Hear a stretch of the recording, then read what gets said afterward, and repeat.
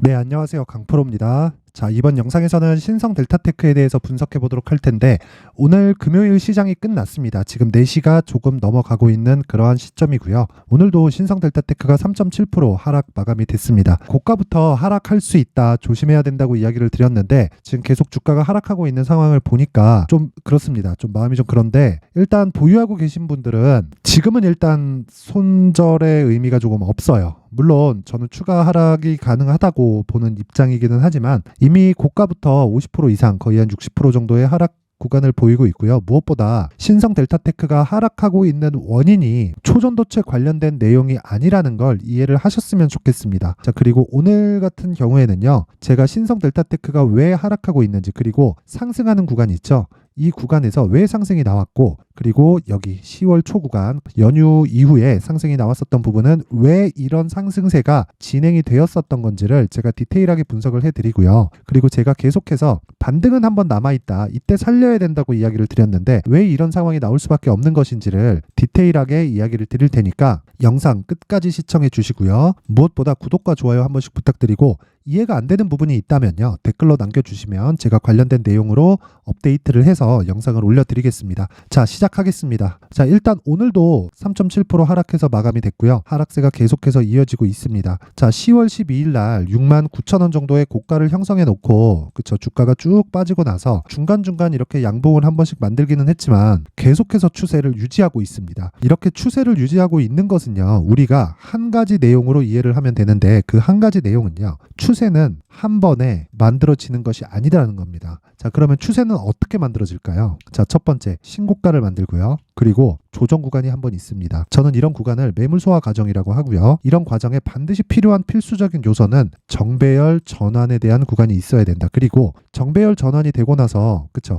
시세를 이렇게 강하게 나올 수 있게 만드는 건 재료예요. 이번에 재료는 초전도체였죠. 근데 초전도체 관련된 내용이 언제 어떻게 발생하게 된 거냐? 신고가를 만들면서 요날 있죠? 요날 하한가를 만들었습니다. 그렇죠? 우리는 요 반등 구간을 확인을 하는 거예요. 만약에 요 구간 있죠? 저가에 잡을 수도 있어요. 잡을 수도 있는데, 왜? 신고가를 만들었으니까.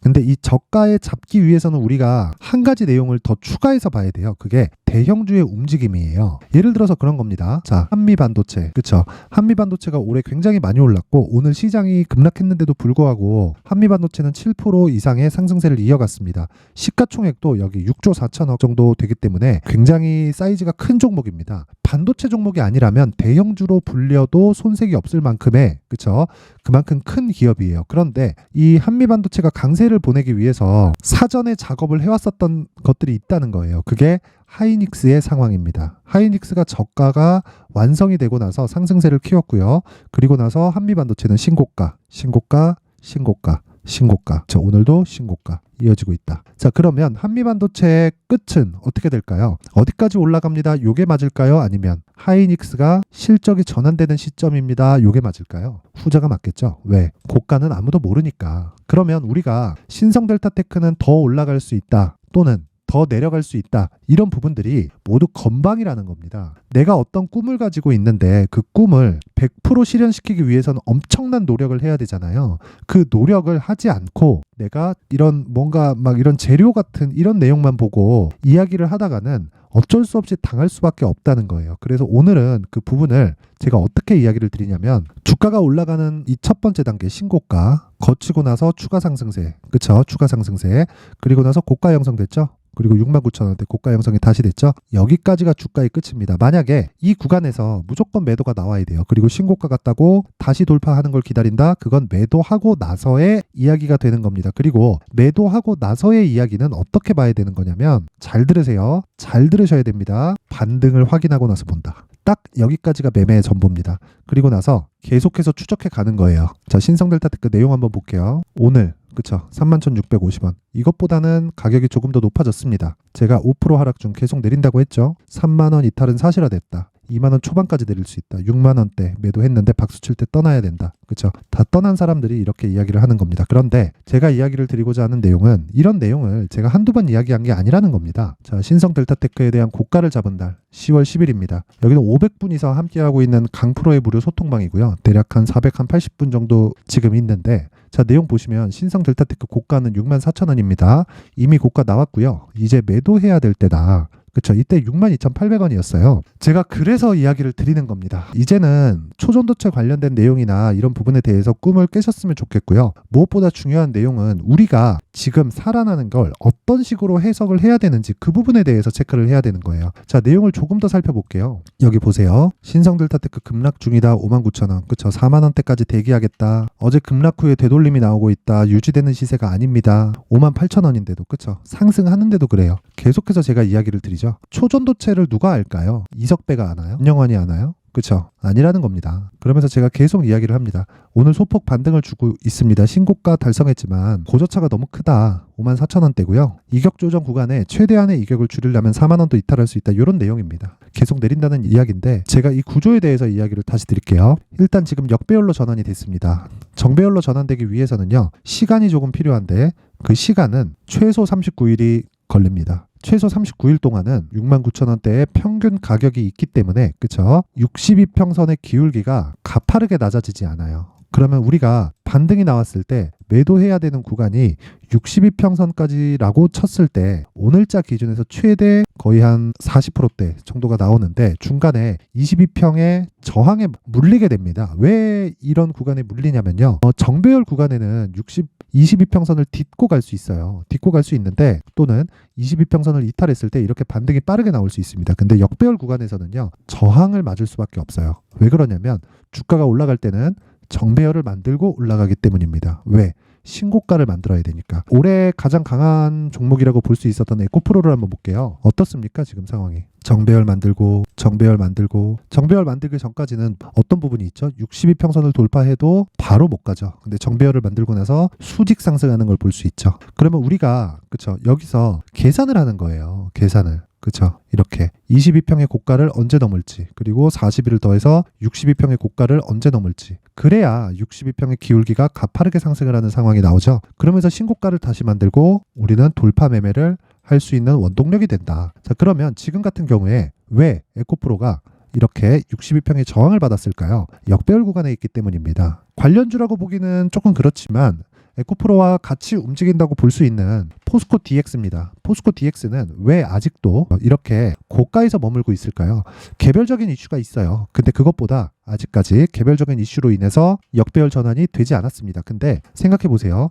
62평선을 이탈을 했기 때문에 이때 구간에서 물론 60일의 저가까지는 한참 남았죠. 한참 남았기 때문에 지금 반등이 나온 거고 그리고 이 구간에서 강한 시세를 발생시켰던 건 정말 운이 좋았다고 보시면 됩니다. 왜 그러냐면요. 원래는요. 이 구간에서 횡보하면서 60일 이평선과 21일 이평선이 뒤집혀야 되는 게 정상인데 공매도를 금지시키면서 그쵸. 한 번의 시세가 더 나왔습니다. 이런 과정에서 나오는 기술적인 움직임이라고 보시면 되고 에코프로가 역배열로 전환됐기 때문에 이 부분은 뒤집힐 수밖에 없는 운명에 처해 있습니다. 운명에. 왜? 포스코 DX 혼자 갈 수 있다? 말도 안 되는 소리죠. 에코프로가 가야 포스코 퓨처엠도 가고 홀딩스도 가고 에코프로 BM도 가고 포스코 DX도 가는 겁니다. 그쵸? 이 부분 잊지 마시고요. 지금은 강하게 버티는 이유가 여기에 있다. 그러면 신성 델타테크는 어떻게 봐야 될까요? 첫 번째, 62평의 기울기가 꺾여야 됩니다. 근데 꺾이는 과정까지 2달이 남았습니다. 왜? 여기 고가가 형성되었기 때문에. 제가 왜 이렇게 무서워했는지 아시겠죠? 고가를 다시 만들었는데 주가가 떨어지기 시작하면 이 고가가 빠질 때까지 62평의 기울기가 고가에서 유지되겠죠. 근데 고가 구간까지 실적에 대한 확인이 되나요? 저가부터 6배가 올랐는데 그 자체가 안 된다라는 거예요. 그래서 제가 이야기를 드리는 겁니다. 어떻게? 이렇게 이야기를 드리는 거예요. 계속해서. 자, 보세요. 오늘 같은 경우에도 신성 델타테크를 제가 계속해서 이야기를 드리잖아요. 계속 내릴 수 있다. 2만 원도 보인다. 그러니까 확인해야 된다는 거예요. 어저께도 마찬가지입니다. 어저께도 신성 델타테크 보합권 매수 금지 반등 1에 남아있다. 낮아질수록 반등 폭도 함께 낮아진다. 왜? 60일의 저가를 계속해서 낮춰가니까 62평도 낮아지죠. 초전도체가 무슨 상황입니까? 2차 전지도 62평 저항을 받는데, 그쵸? 무조건 가격이 중요하고 가격 외적인 부분은 절대 보지 말아야 된다. 초전도체 우리는 연구원이 아니라 주식 투자자다. 시세 관점으로 체크를 하셔야 된다. 반등의 시작점을 예상하지 말자. 촉수엄금, 이거 어저께 이야기를 드린 겁니다. 자, 11월 9일 촉수엄금 이렇게 이야기를 드린 거고, 다시 말씀드리겠습니다. 주식시장에서 가장 중요한 건 가격 전략입니다. 그리고 가격 전략 이외에 다른 모멘텀, 이슈, 재료들 있죠? 그런 거 절대 보지 마세요. 중요한 게 아니에요. 그리고 다시 말씀드리지만 강프로의 무료 소통방에서는 신성 델타테크를 포함해서 포스코 DX 그리고 오늘자 같은 경우에는요, 하나 마이크론을 장중에 공략을 했고요. 그리고 장 시작 전에 저는 단타 종목이 다 나갑니다. 그렇죠. 그리고 이렇게 위메이드 같은 경우에는 보세요. 52,000원까지 1차로 기다립니다. 58,000원이고 오늘 추가적으로 상승이 나왔을 겁니다. 자, 보세요. 58,500원에 마감이 됐는데 이렇게 올라갔죠. 기다리세요. 기다려야 됩니다. 기다려야 가격이 옵니다. 싸게 사야 우리가 매매가 편해지는 겁니다. 그리고 돌파하는 구간에 대해서는 우리가 이평선에 대한 계산법을 알면 된다. 그 부분은 제가 여기 강프로의 무료 소통방에서 계속해서 공유를 해드리고 있습니다. 자, 내용 한번 계속 확인해 볼게요. 하나 마이크론 같은 경우에도 하나 마이크론 상승 중입니다. 장중 매매 종목이고요. 시장이 약세 국면에서 반드시 반도체는 계속 강세를 보입니다. 2차 전지보다 반도체, 그리고 게임, 제약바이오, 조선 앞으로 주도주가 될 수 있다. 이런 내용입니다. 이런 내용을 제가 계속해서 언급을 해드리고 있고요. 무엇보다 중요한 건 단타 종목입니다. 오늘도 그쵸? 오늘도 거의 뭐 준상한가에 준하는 종목을 잡았고요. 자, 젠큐릭스 보면 오늘 21%대 마감이 됐고 시가 대비해서 한 10% 정도 종료가 됐습니다. 매도 나갔겠죠. 그리고 어저께 같은 경우에는 자, 11월 9일 8시 44분 위더스 제약이 진행됐고, 자, 위더스 제약은 오늘 27%에 마감이 됐습니다. 1박 2일 동안 30% 정도의 수익 마감이 되었다. 물론 매번 이런 매매가 진행되는 것은 아닙니다. 어저께도 두 종목이 나갔고 오늘도 두 종목이 나갔는데, 어저께 나갔었던 종목인 파마 리서치 같은 경우에는요, 오전 8시 52분. 근데 제가 말씀드렸죠. 인제 매도가 보이죠? 왜? 역배열 구간에서는 62평을 돌파하지 못한다. 혹시 돌파했을 경우에는 고가에서 횡보 구간이 있어야 된다. 그러면 우리는 62평 기준에서 매도하면 되는 겁니다. 근데 62평까지 여기 4%의 반등이 나왔기 때문에 당연히 매도가 나와야 됩니다. 매도가 나와야 돼요. 끝이에요. 이런 부분을, 그쵸? 왜 이렇게 진행하는지를 이해할 수 있게 제가 만들어 드립니다. 자, 내가 신성 델타테크를 통해서 멘탈이 흔들린다 하시는 분들은 앞서 말씀드렸던 것처럼 강프로의 무료 소통방으로 들어와서 멘탈 잡으세요. 제가 정말 걱정돼서 그러는 거니까. 그리고 무엇보다 신성 델타테크 중에서 지금 초전도체가 중요한 게 아닙니다. 그래서 여기 소통방에 와서 제가 디테일하게 가격을 잡는 모습을 보면서 공부를 하고 멘탈을 잡으면 정말 뭐 하루에 10% 20%짜리 종목이 계속해서 터지는 건 아니지만 뭐 5% 6% 뭐 적게는 3, 4%까지는 지속적으로 수익 실현이 가능합니다. 그래서 그런 걸로 채워가야지 지금 신성 델타테크만 기다려서 될 건 아니다. 그쵸? 입장 방법은요, 딱 제가 주말까지만 입장을 받도록 하겠고요. 상단에 있는 전화번호로 참여라고 문자를 보내주시는 분들에 한해서만 제가 소통방 입장 링크를 공유해 드리도록 하겠고요. 그리고 앞서서 말씀드렸었던 내용처럼 제가 신성 델타테크의 가격을 어떻게 잡는지, 그리고 단기 보유 전략에 대한 기준치 2주 동안의 이 기준치를 어떻게 잡는지를 알고 싶다 하시는 분들은 제가 영상으로 남기기에는 너무 긴 내용이 될 수 있어서 자료를 준비를 했으니까 상단에 있는 전화번호로 숫자 3이라고 문자를 보내주시는 분들에 한해서만 제가 신성 델타테크의 가격과 단기 보유 전략을 공유해 드리도록 하겠습니다. 자, 시청해 주시는 모든 분들이 상단의 전화번호 확인해서 숫자 3이라고 문자 보내주시고요. 실시간 내용이 필요하다 그러면 참여라고 문자 보내주시면 됩니다. 자, 한 가지 기억하셔야 될 건 신성 델타테크 한 방은 남았습니다. 그리고 손절은 늦었어요. 다시 말씀드리지만 지금 중요한 건 가격이 제일 중요합니다. 가격에 대한 부분 제가 디테일하게 잡을 테니까 모든 분들이 힘내시고요. 모두 성공 투자하셨으면 좋겠습니다.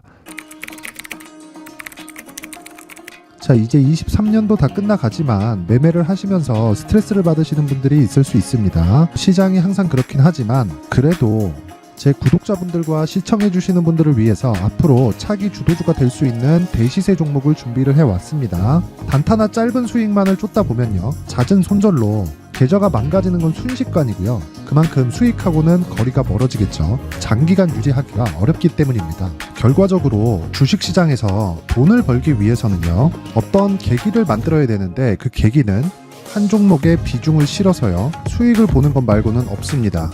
쓸데없이 잦은 매매를 하지 말라는 이야기고요. 그리고 한 종목에 비중을 실을 수 있어야 된다는 겁니다. 그런데 이 비중을 실는 과정에서 성장 산업군에 대한 이해가 필요하다는 겁니다. 이 부분을 반드시 기억을 하셔야 돼요. 자, 이런 성장 산업에 대한 구조와 제가 앞서 말씀드렸던 신고가 그리고 선반영 구조에 대해서 이해를 했을 때 이런 매매를 할 수 있게 됩니다. 2월 7일 강프로의 대시세 종목으로 에코프로 매수가는 17만원 이에서 진행이 됐고요. 그리고 목표가는 50만원부터 자율 매도 구간으로 잡았죠. 예상 수익 범위가 200% 이상으로 되어 있는데 신고가 이후에 선반영 평균치가 200% 이상이기 때문에 그렇습니다. 자, 그런데 에코프로가 2차전지 양극재 기업이죠.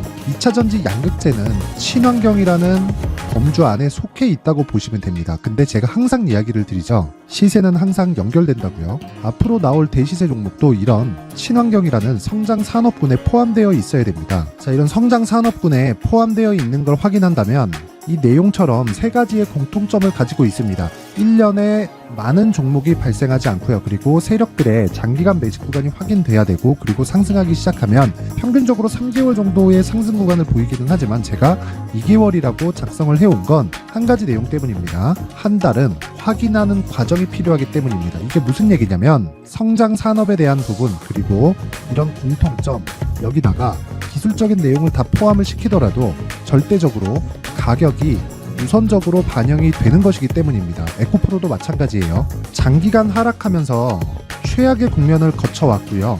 이 구간에서 먼저 하락을 했다는 건 앞서 말씀드렸던 내용처럼 고가에 대한 부분이 아니라 저가, 즉 나쁜 부분을 반영한 이후에 신고가를 발생을 시켰다는 건 앞으로 좋을 부분을 반영이 되고 있다는 거죠. 그런데 본격적인 시세는 신고가 이후라고 말씀을 드렸고 지금은 매물 소화 과정을 보내고 있습니다. 앞서 말씀드린 대로 가격 먼저 분석을 끝냈죠. 그리고 나서는 정부 정책의 방향과 맞는지를 체크를 해야 되는 겁니다. 2023년 대시세 종목인 에코프로도요, 정부 정책의 방향에 맞는 종목이라고 볼 수 있겠죠. 물론 이런 종목들도요, 신고가 이후에 시세를 낸다는 건 반드시 기억하고 있어야 됩니다. 자, 이런 내용을 토대로 23년 상반기 에코프로와 같은 대시세 종목을 준비를 해왔습니다. 자, 하반기 대시세 종목은 영상 상단의 전화번호로 대시세라고 문자를 보내주시는 분들에 한해서만 공유해드리도록 할 테니까 영상 상단의 전화번호 확인해서 하반기 대시세 종목으로 큰 수익 내셨으면 좋겠습니다.